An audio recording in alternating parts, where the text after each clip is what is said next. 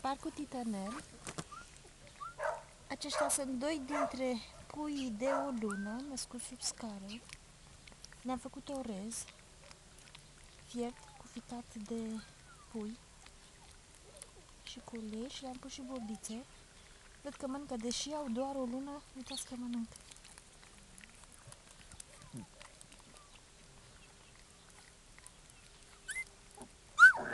Și mai în spate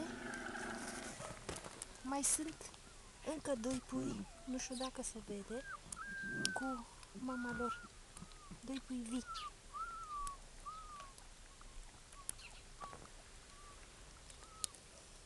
Se pare că sunt mai mulți băieței decât fetițe.